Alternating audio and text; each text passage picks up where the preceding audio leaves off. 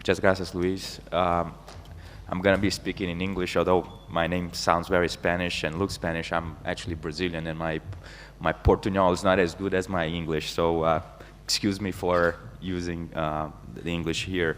So I'm a partner with KPMG US. I had the US-Spain tax practice, so I represent Spanish companies investing in the US in structuring their tax affairs. I have to say, over the last 2 years, which is when I took that role, we see a tremendous amount of additional and incremental business between Spain and the US. Spanish companies in pretty much all sectors have been investing heavily in the US. I would emphasize infrastructure and energy. We see a lot of movement there.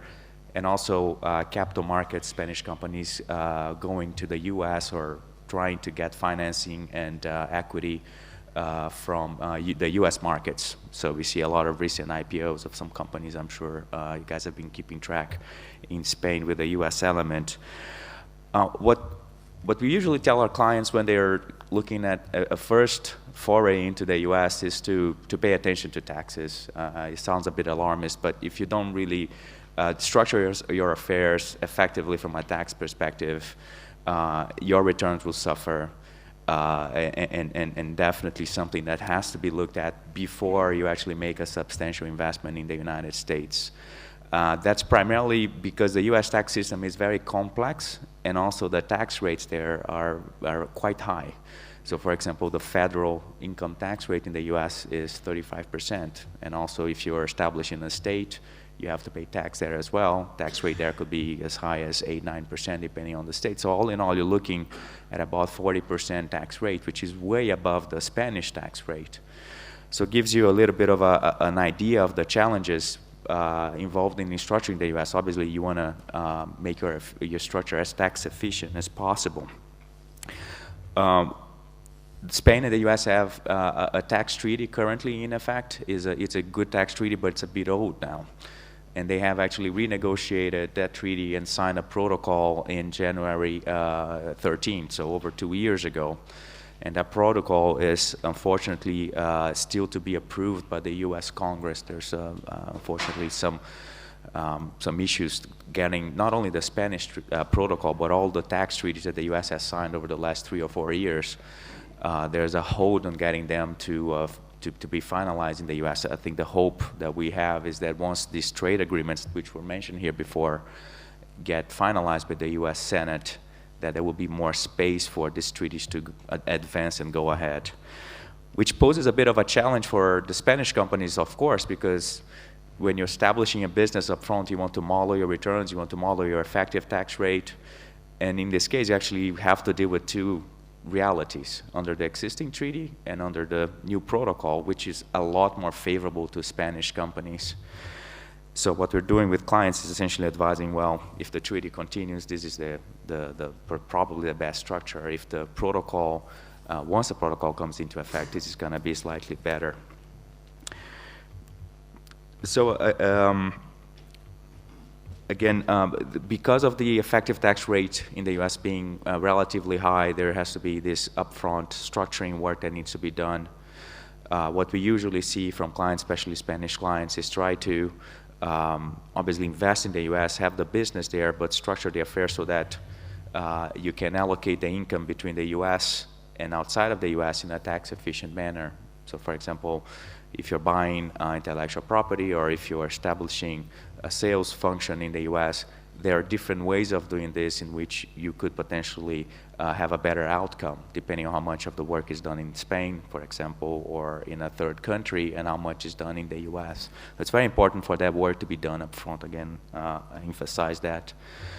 Also, what's important to understand is the US operates a very different tax regime than, for example, Spain and other OECD countries. So the US has a two-level of taxation regime where taxes are assessed at the entity level on income that they earn, but also when the company makes a payment to the shareholder as a dividend, the shareholder has to pay tax as well on the dividend. In most countries here, the dividends are usually exempt, or there is some kind of a participation exemption that would exempt that kind of income from being subject to tax. And that obviously puts pressure on the tax structuring as well, especially in how you repatriate the cash that you generate in the US. So currently, when, for example, a U.S. subsidiary of a Spanish company makes a dividend distribution, which Fernando mentioned, the risk in some cases of having a deemed distribution, you have a withholding tax applicable in the U.S. on the dividends going out of the U.S. So without the treaty, that rate is 30%. So imagine how inefficient it could be if you suffer tax at the corporate level plus a 30% withholding tax going out. Fortunately, again, there is a treaty with Spain.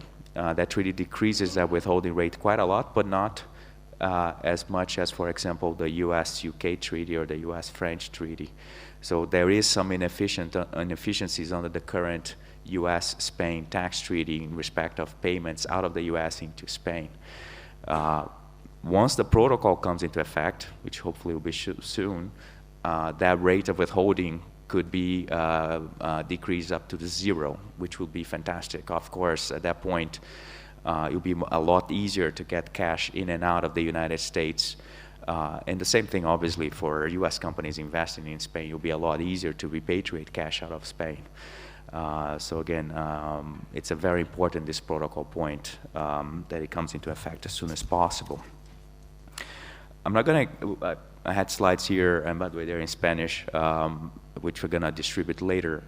But we talk about different ways of doing business in the U.S. Obviously, you can establish a corporation there, a subsidiary. You can establish a branch or a partnership with a third party. I guess the highlights I would raise to you is, again, the U.S. operates a two-level of taxation system. So whatever you do, you have to be very cautious about how you structure the investment so that you mitigate as much as possible the U.S. tax up front.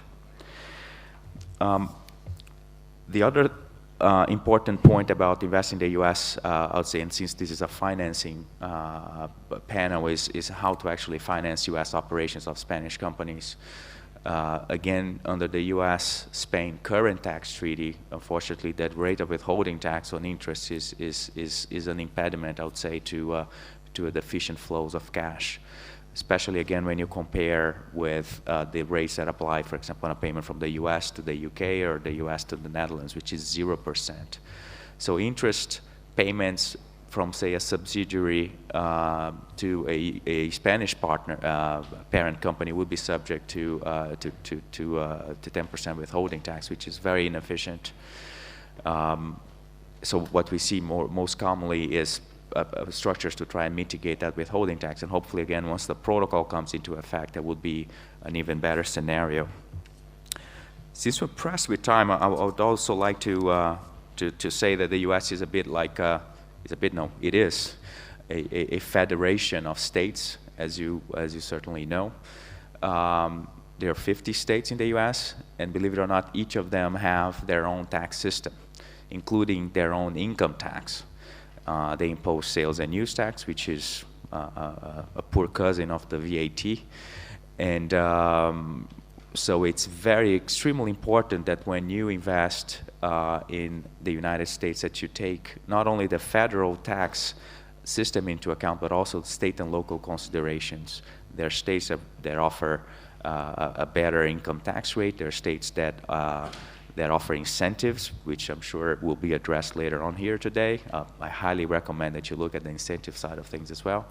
But I guess being very cautious about your state and local tax exposure is very important, and especially because, as I say, the states operate an almost completely independent tax regime than the U.S. government. So you might hire a very fancy and expensive lawyer to make your tax planning to going into the U.S., but you forget to talk to the North Carolina state and local tax specialist, and you may have a very bad answer. The other things we see as potentially triggering a lot of risk is when you go into the U.S., you visit, you try to prospect business without doing the proper planning, you might be exposing yourselves to tax at the federal level, but also on the state and local tax. And actually, one is independent, again, from the other. The federal level, you have the protection of the tax treaty, which requires you to have a permanent establishment in the U.S. to suffer tax there. But on the state and local perspective, the states really, they don't care at all about the treaty. So they have their own rules. If you go into the states, let's say Massachusetts, and you visit like 5 times a year trying to sell your business there, you might have to start paying taxes in Massachusetts. So, and that's really an example here. So again, it's important to look at these state and local sides. The other thing, just to wrap up, and again, this is a trade and customs focus panel. Trade and customs is a massive issue when you're importing into the U.S. You definitely need to talk to a specialist, and I would just make an example here. We had a client who came talk to us, and I'm not a trade and customs specialist, although we have a colleague here who is, who wanted to import jamón ibérico into the United States.